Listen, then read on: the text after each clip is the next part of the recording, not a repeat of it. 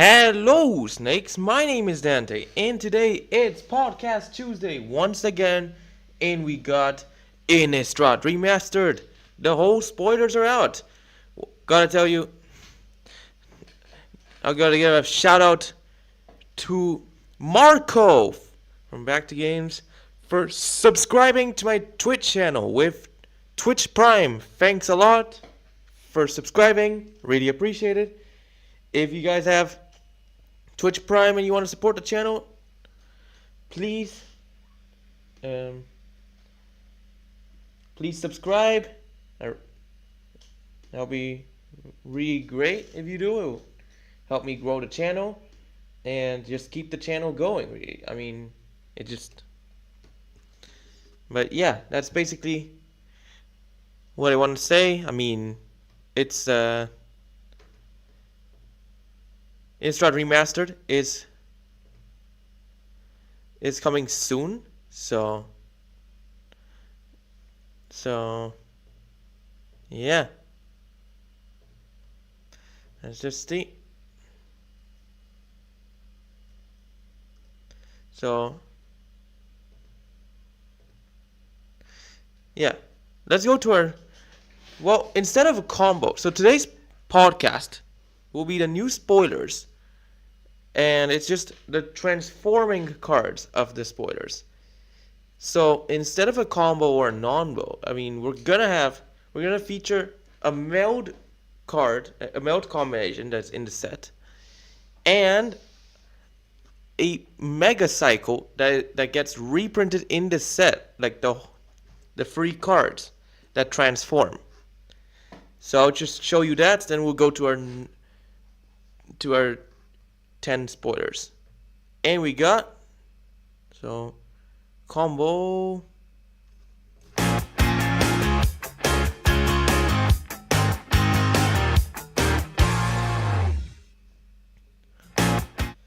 So it's not, well, we got Bruna and Gella. Bruna melds with Gella. Gella is a 4-mana 4/3 legendary angel horror with flying first strike lifelink, the mythic card of the duo. And at the beginning of your end step, if you own and control both of the creatures, they meld into Bruna, Voice of Nightmares. Well, Bruna is just a 7-mana 5/7 legendary angel horror. It's the rare card of the duo. When you cast a spell, you may bring back angel or human from your graveyard to the battlefield, and it's actually a very cool card. So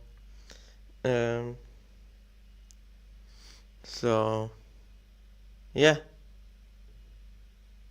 that's basically our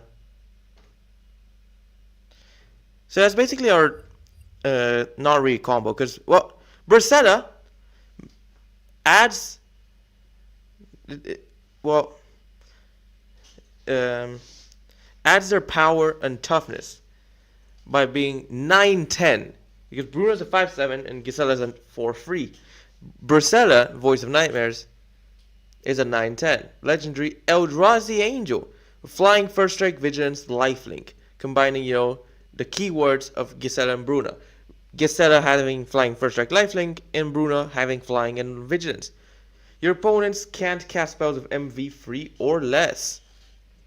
Basically, it's really cool. I mean, it forces the opponents to cast expensive spells, and it has lots of keywords. If you remember Ulalek from Modern Horizons Free Commander, Ulalek is described to be, the fusion of Ulamog and CODZ after they become too close. Like from what we've seen, Gella and Bruna were corrupted by the Eldrazi, which makes them, which has a melding / fusing attributes of the Eldrazi. So yeah, because the Eldrazi, it seems they can merge together.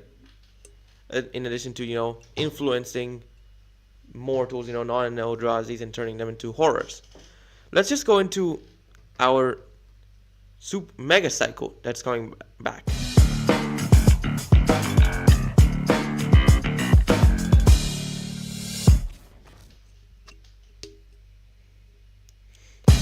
Most of you have heard of Delver of Secrets, but only some of you know about its cycle, about its, there's a whole lore around this card. Delver of Secrets starts off as our ordinary human wizard, who's experimenting with animals to do something. But it seems, Delver of Secrets, a 1-man 1/1 human wizard, runs out of test subjects, which means he has to be his own test subject. Which is at the beginning of your upkeep, review look at the top of your card review library. You may reveal it, and if it's an instant sorcery, transform it into the Insectile Aberration, which is a 3/2 human insect with flying. That human insect is seen in Aberrant Researcher, a 4-mana 3/2 human insect with flying. At the beginning of your upkeep, mill a card. If you milled an instant or sorcery, transform it. So, Aberrant Researcher, after successfully turning into a human insect, merging with the mantis and in gaining the ability to fly, he still keeps on transforming. He turns into a 5/4 insect horror with flying, which we don't know it until Eldritch Moon, but it seems that he has some Eldrazi influence, as in, it seems that he's the first, or among the first, to fall victim to Emrakul's influence in Innistrad. Docent of Perfection is the 5-mana 5/4 insect horror with flying. Whenever you cast an instant or sorcery, create a 1/1 human wizard. Then if you control 3 or more wizards, transform the Docent of Perfection. Docent of Perfection, at this point, it just starts kidnapping humans, basically, to continue his experiments. Because, all of this, insect thing just made him go mad. He's no longer human. He's a friggin' insect horror. And now after transform, once it amassed enough humans, it has undergone its Eldrazi metamorphosis. A 6/5 Eldrazi insect with flying. Your wizards get +2/+1 and flying, which means those humans that you kidnapped have turned into insects as well. Well, they're not insects, but still, it becomes, a wizard lord. And whenever you cast an instant or sorcery, create a 1/1 human wizard, which is actually a 3/2 after final iterations buff. So, yeah, I bet you did not. If you knew about this, then please like and subscribe or follow. But if you didn't, well, that's something new. Let's just go to our number 10, and we got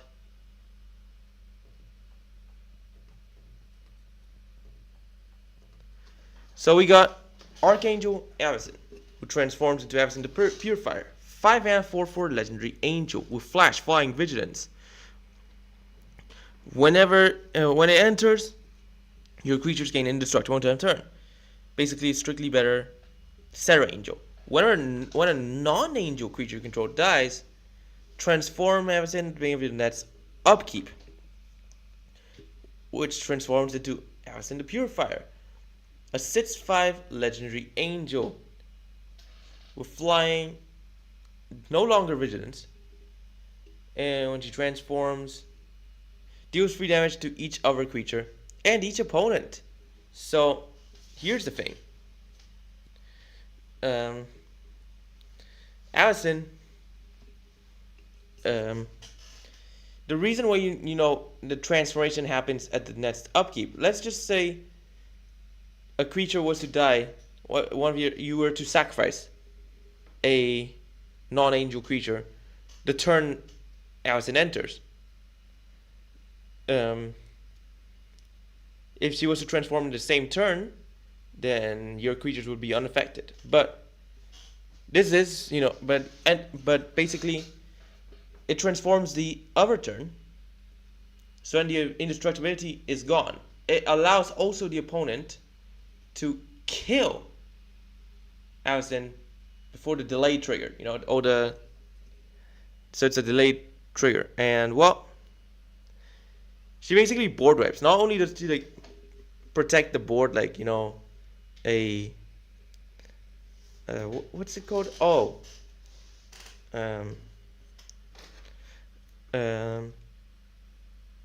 heroic intervention. She also, you know, serves as an anger of the gods as well afterwards. So that's basically Archangel Allison. Another fun thing is that I was the first person in the Middle East to actually get that card. Like, my dad came home from a midnight pre-release on a Saturday, and he left me those packs to open. So I was able to open them, and I got Allison. And I actually captured it on camera. That was, like, it's really cool. I mean, back then I was too young to actually play midnight tournaments, but well, but then when I just grew older, I mean, they like apparently they just stopped doing them. I mean, apparently it was not allowed or something. I don't know, but well, anyways, I still got this, you know, first in the Middle East. Let's go to our number 9, and we got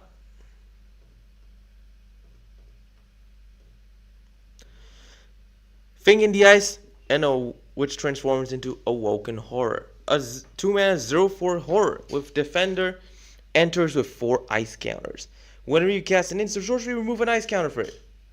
But if it runs out of ice counters, transform it into 7/8 Kraken Horror. That also serves as a board wipe by bouncing all of your non-horror creatures to your owner's hand. All the non-horror creatures. Which means, of course, it doesn't bounce itself because it's a horror. But also, if you're playing other horrors, then they don't get bounced.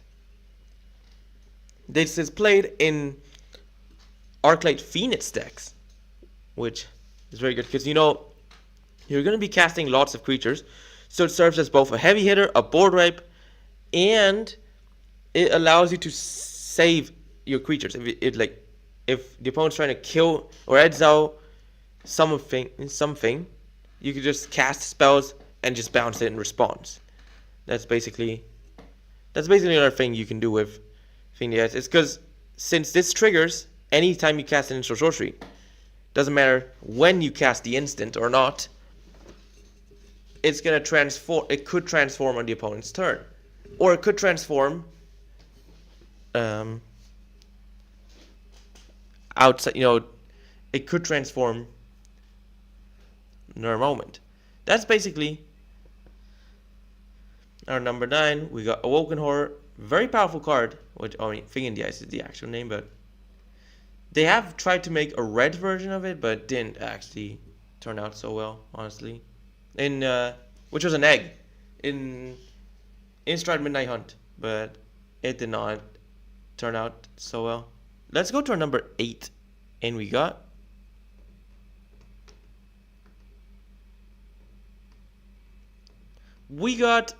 a Vampire Lord, a 4-mana, free Bloodline Keeper. Yeah, 4-mana free flying. Tap, create a 2/2 vampire with flying. For 1 mana, you can transform it only if you have 5 or more vampires. This can be done at instant speed, by the way. So if you're gonna tap to create vampires, you know it. And also, Bloodline Keeper counts itself. So you need to, if you don't have any other vampires in the deck, all you need to do is create 4 vampires. And well, if you're playing if you're playing this card, chances are you're playing this in Commander, because Edgar Markov would be your Vampire Tribal Commander if you're playing vampires, which means just by default you already have a 1/1 vampire by casting Bloodline Keeper. By the time you're casting this, you should be able to transform this on turn 5 in Commander, turning into Lord of Lineage, a 5/5 vampire with flying. Your other vampires get +2/+2, and still has the ability to tap to create a 2/2 vampire, which is a 4/4 vampire actually. And a friendly reminder, the vampires fly as well, so it's a really powerful card. Don't sleep on this. It's an underrated card for Commander. Let's go to our number 7. And we got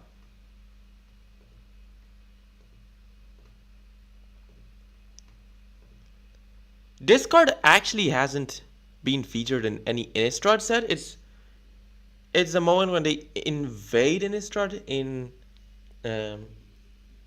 what's the name of that again? Oh, March of the Machine. A 4-mana battle with a Seek battle.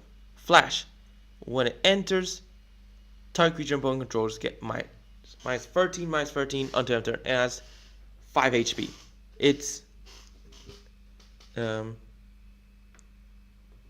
removal in a sense, and when you defeat it, it turns into Deluge of the Dead, which an enchantment that creates a two zombies when it enters, and for 3 mana you can exile a card from any graveyard, and if it was a creature, create a 2/2 zombie. Basically, it becomes graveyard hate after.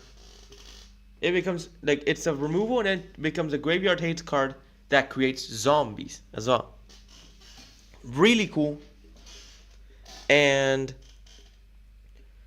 you know, this Innistrad Remastered isn't, you know, the free Innistrad blocks. It's also Innistrad related cards, as we can see from Invasion of Innistrad, which isn't in any Innistrad block.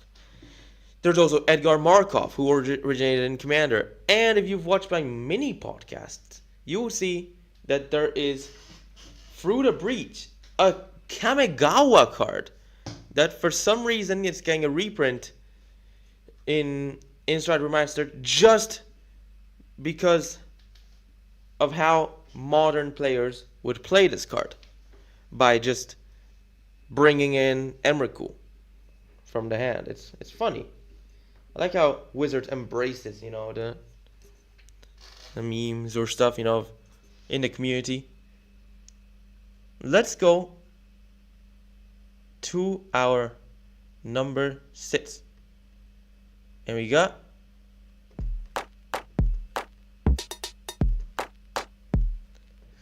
Village Messenger becomes common. A 1-mana 1/1 human werewolf with haste and a werewolf ability.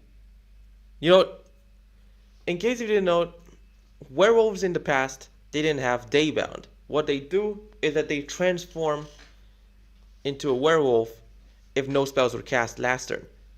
And if someone casts 2 spells in 1 turn, then the next turn they transform back into humans. Moonrise Intruder, a 2/2 werewolf of menace. So you know, Daybound, Nightbound is seen in only Innistrad, Midnight Hunt, and Crimson Vault cards. OG Daybound, Nightbound doesn't use the day-night cycle, and each werewolf, you know, just works individually. But eventually, after a few turns, you know, every werewolf should be synced. If no one casts, you know, a spell, for example, 2 players cast a spell. I mean, the thing is, Village Messenger, it was actually very powerful back in OG Standard. Like, people would play this in red-white humans, or even just mono-red, and it was just an aggressive creature, because it's a 1-mana 1/1 with haste. And then it turns into a 2/2 with menace. Now it's getting now it's getting reprinted as a common, which means it is pauper legal. However, I honestly don't know if this is worth playing in pauper or not, or not. I mean, it's not a bad card. It's actually very underrated nowadays. But that's basically Village Messenger, which transforms into Village Intruder. Let's go to our number 5, and we got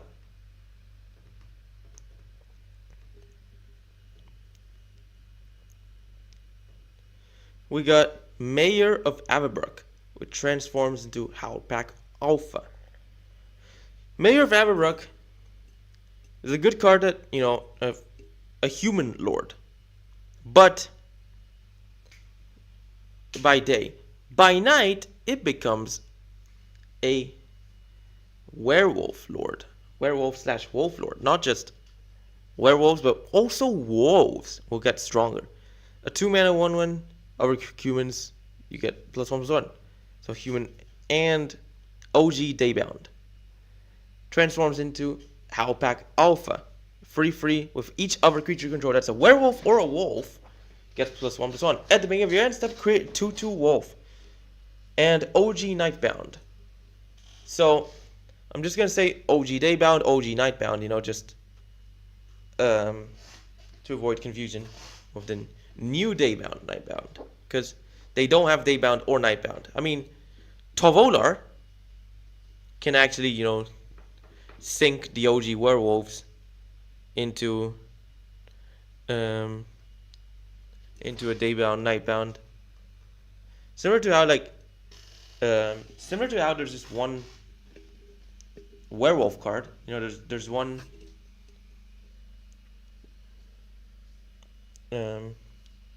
But yeah, anyways, that's basically our number 5. Let's go to our number 4. And we got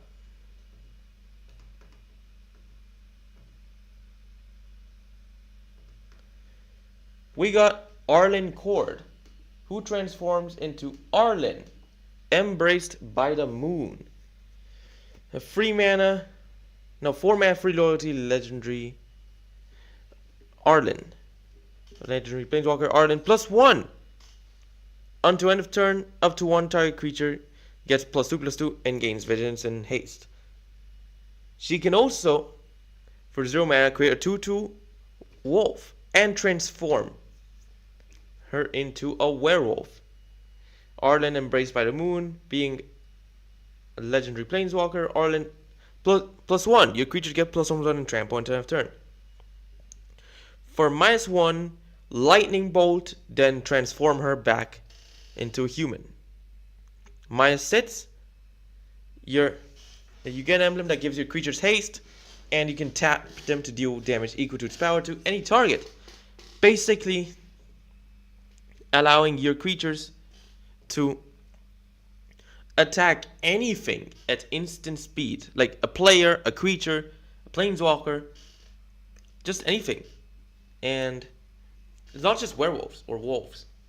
It's just all the creatures you have. Which means if you manage to get her to 6 loyalty and keep her alive, you could...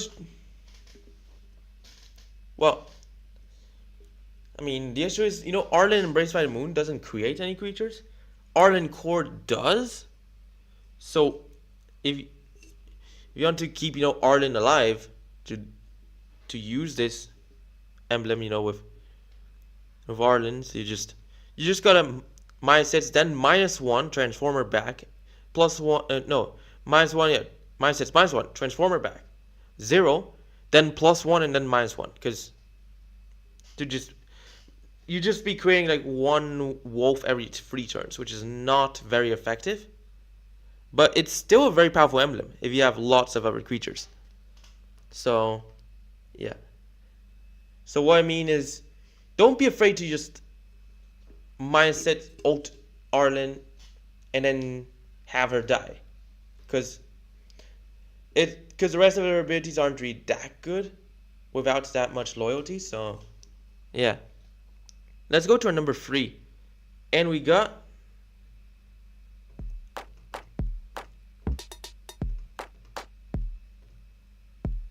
We got Huntmaster of the Fells, transforms into Ravager of the Fells. A 4-mana 2/2 human werewolf. Whenever it ETBs or transforms back into the Huntmaster, create a 2/2 wolf and you gain 2 life. And OG Daybound, Ravager of the Fells, being a 4/4 werewolf with trample.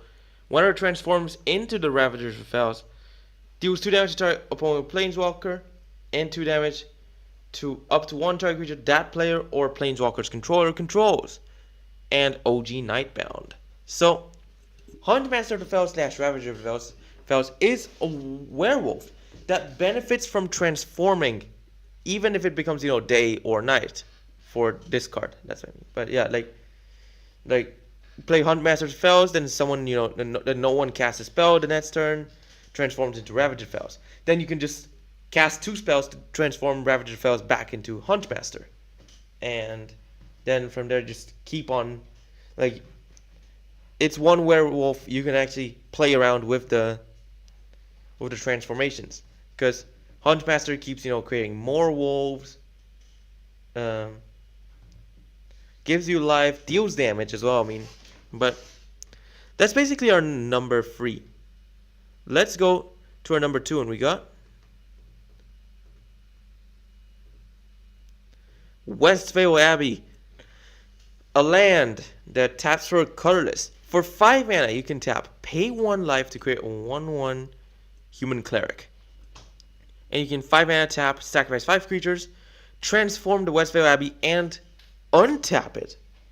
So, it's not really that worth it to create the creatures with Westvale Abbey. There's many lands that do it better.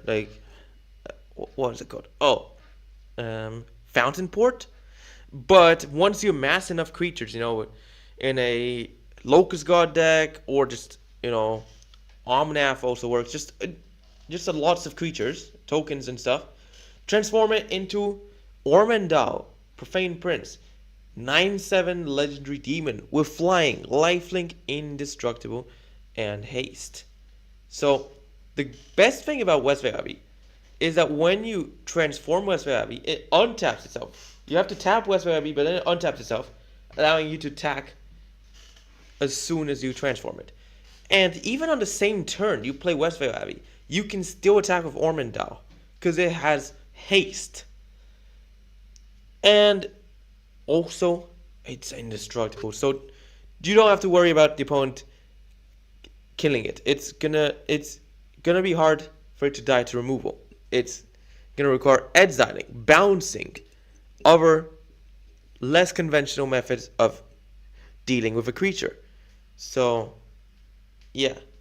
And lifelink is also good, because if you have paid life to create human clerics, it's going to give it back to you. Last but not least, let's go to a more recent card that's coming back, and it is